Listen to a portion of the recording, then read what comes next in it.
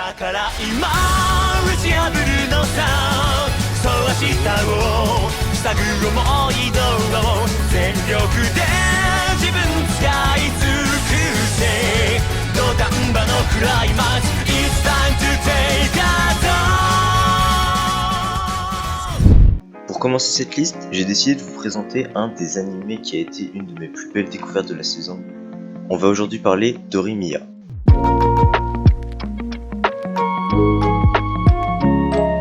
L'anime a été pris en charge par le studio Cloverworks qui par exemple nous a sorti des Darling in the Franxx, The Promised Neverland, Fate Grand Order ou encore plus récemment Wonder Egg Priority.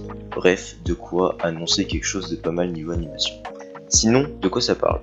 On suit l'histoire d'Ori Kyoko, qui est une fille assez populaire dans son lycée, belle, intelligente, qui a des bonnes notes, et celle d'Izumi Miyamura qui lui, au contraire, est le mec un peu chelou de la classe à qui personne veut parler, ça le considère un peu comme un otaku.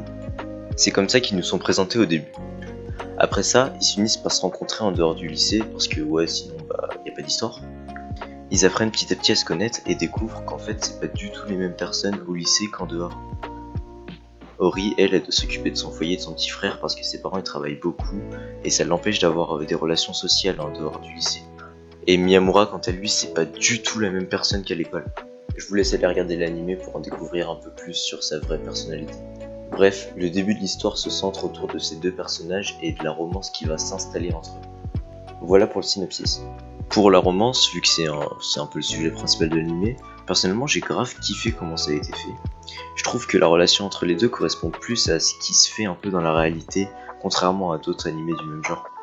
On apprend au fur et à mesure à les connaître eux, autant que eux apprennent à se connaître entre eux. T'as vu la bête de phrase?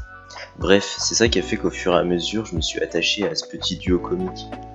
D'ailleurs, en parlant de comique, je trouve que l'humour dans cet animé est grave bien dosé. Rien d'hilarant non plus, mais je me suis quand même tapé quelque part devant. Surtout le petit délire bizarre d'Ori avec Miyamura que je vous laisse aller découvrir. Je vais juste parler de l'opening et de l'ending. On va commencer par l'opening que j'ai franchement bien apprécié. Au niveau de l'animation, rien d'exceptionnel, mais je trouve que musicalement, ça colle parfaitement au genre. A chaque fois que je l'écoute au début de l'épisode, ça me met dans un grave bon mood.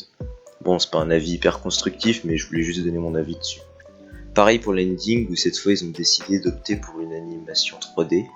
Et pareil, musicalement, rien à redire dessus, je crois que je l'ai pas passé une seule fois en regardant les épisodes. Bref, pas spécialement de déception à ce niveau-là. Pour en revenir à l'histoire, après un début où on se centre principalement sur les deux protagonistes, au fur et à mesure des épisodes, on commence à nous introduire des nouveaux personnages. Ce qui permet de relancer l'intrigue et de pas tourner en rond en fait. Chaque histoire apporte une nouveauté et c'est assez intéressant à suivre.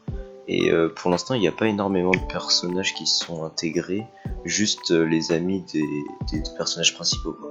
Et ça va faire qu'on va réussir à quasiment pas s'ennuyer devant l'anime. Et personnellement, je trouve que tous les persos qui ont été intégrés ont été développés et bien en plus. Bref, pour l'instant, pour moi, l'anime est un sans faute, à voir si maintenant, au fur et à mesure, l'histoire va pas se mettre à tourner en rond.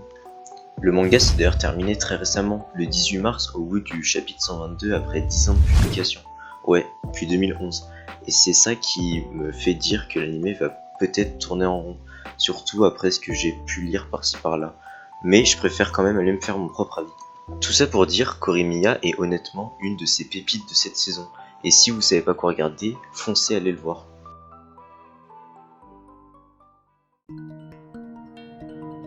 Qu'est-ce que j'entends? Vous cherchez le meilleur anime de cette saison 2021? Laissez-moi donc vous parler de Mushoku Tensei.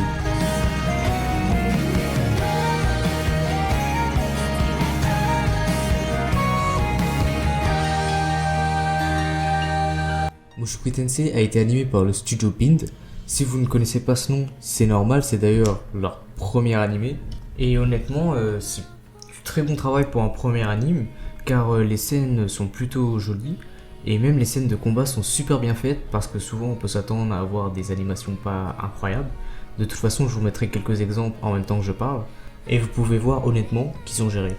C'est un isekai qui a pour genre comédie et fantasy. On va donc suivre l'histoire d'un homme reclus de la société sans emploi qui passe ses journées à rien faire. C'est ce qu'on appelle un hikikomori au Japon. Et lui qui faisait rien de ses journées, un jour voit un groupe d'adolescents qui passe et il voit en même temps un camion qui arrive et il sait pertinemment qu'ils vont se faire écraser.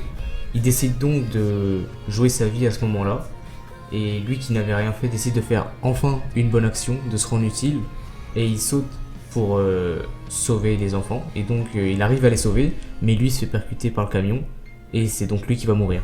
Donc tel un kamikaze, il fait sa mission suicide pour sauver les enfants, et c'est à partir de ce moment-là que l'histoire commence vraiment, car au moment où il meurt dans le monde réel, il finit par réouvrir les yeux dans un autre monde, et c'est dans ce monde-là qu'on va pouvoir suivre son histoire et ce qui va se passer.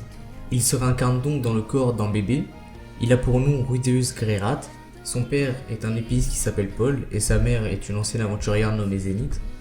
Il arrive donc dans un nouveau monde, et lui qui avait avant une vie nulle, décide de prendre sa nouvelle vie en main, et il prend ça comme une nouvelle chance en fait, et donc il décide d'avoir la meilleure vie possible, donc autant s'y mettre des bébés. Il va apprendre à connaître le monde qui l'entoure, il va vite comprendre que le monde où il est fonctionne avec la magie du vent, la magie du feu, de la terre, etc., les 4 éléments. Et lui qui était déjà un adulte dans son ancien monde, peut apprendre plus facilement dans son nouveau monde, mais il va d'abord devoir passer l'étape d'apprendre la langue, et une fois qu'il arrive à la maîtriser, il pourra apprendre la magie, et vu qu'il apprend la magie dès petit, ça veut dire que dès qu'il sera un peu jeune, vers 10 ans, c'est ce qu'on voit actuellement dans l'anime, et ben il devient beaucoup plus fort que la normale. Ce qui est intéressant, c'est de pouvoir voir un homme qui avait raté sa vie, qui a reconstruit sa vie dans un nouveau monde à partir de zéro. Donc il n'a pas la même façon de penser qu'un enfant normal, car un enfant normal n'aurait pas commencé à apprendre la magie des bébés, alors que lui il s'y est mis directement, et il a des objectifs et on espère qu'il les atteindra avant la fin. A première vue, on pourrait penser que l'anime n'est pas incroyable, qu'il aborde un thème déjà vu et revu, qui est la réincarnation, comme dans quasi tous les isekai, mais ce n'est pas le cas, car dès le début on aborde des sujets plus sensibles comme l'ancienne vie du personnage principal, car il se faisait harceler dans son ancienne vie, donc dans sa nouvelle vie en tant que Rudeus, il garde encore des traumatismes de ce qui lui est arrivé avant, on voit certains flashbacks, vous verrez ça en regardant l'anime. Il y a aussi des problèmes familiaux qui sont abordés dans l'anime, par exemple très souvent dans les isekai de ce genre, la famille vit heureux, etc. jusqu'à la fin. Mais là, dès le début, au début on se rend pas particulièrement compte, mais petit à petit, il se passe certaines choses que, voilà, un peu, on va dire que le père a un peu débordé sur les bords. Aussi pour ce qui est de l'opening et de l'ending, c'est qu'ils sont un peu plus originales, on va dire, que les autres animes, car honnêtement la musique colle parfaitement avec le thème, je trouve. Elle est vraiment, moi personnellement de mon avis, j'ai aimé. Mais ce qui est particulier comparé aux autres animes, c'est que cette fois-ci, au lieu d'avoir des images, comme en opening, à chaque fois on a des images pareilles, et bien là ils vont nous mettre à chaque fois, à chaque début et chaque fin d'épisode, des parties de l'anime. Ce qui est bien en fait, c'est que ça nous donne envie de pas passer les openings et les endings, ce qui parfois, je vais pas vous mentir que moi-même ça m'arrive de passer, mais là du coup, vu qu'on veut regarder quand même l'anime et que ça fait partie de l'anime à part entière, et ben ils ont réussi à trouver une façon captivante de nous garder pendant l'opening et l'ending. En résumé, je vous conseille vraiment de regarder cet anime, car je pense vraiment qu'il a du potentiel. Et surtout dans les derniers épisodes, petit à petit on avance dans l'histoire, et petit à petit l'histoire prend une tournure beaucoup plus sérieuse, et j'ai hâte de voir la suite.